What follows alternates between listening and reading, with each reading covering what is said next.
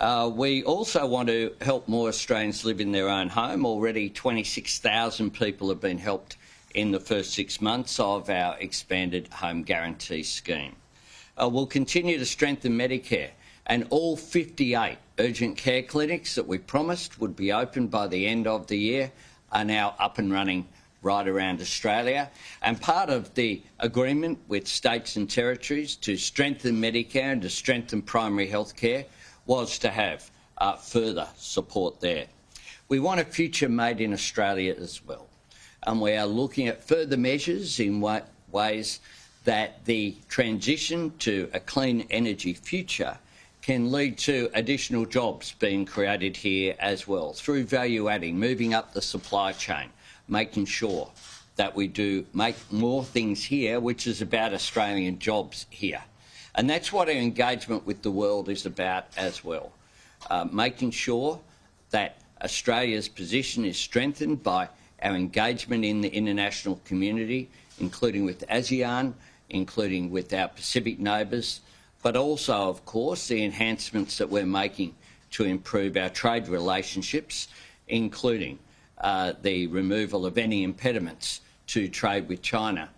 We know that those impediments led to some $20 billion reduction in our trade, and we've seen that step up, and we'll see further advances in that this year, as we saw at the end of 2023, the removal of some of the impediments to some of the meat supplies going into China. I do want to mention a couple of other things as well before I take questions. One is the plane crash in Japan.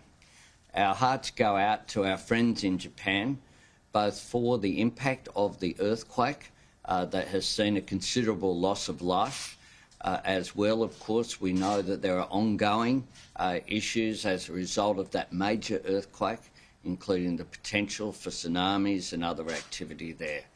And we will provide and have offered whatever support is requested by our friends in Japan. In addition to that, tragically, there was a plane crash at Haneda Airport in Tokyo soon after that earthquake that involved a plane that was providing support for the earthquake with a Japan Airlines flight.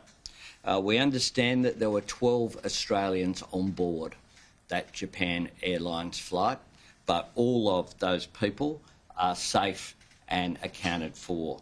However, any Australians in need of emergency consular assistance should contact the Australian Government's 24-hour Consular Emergency Centre on Australian number +61 2 6261 3305. That's from outside Australia, or within Australia, 1300 555 135. That's 1300 555 135.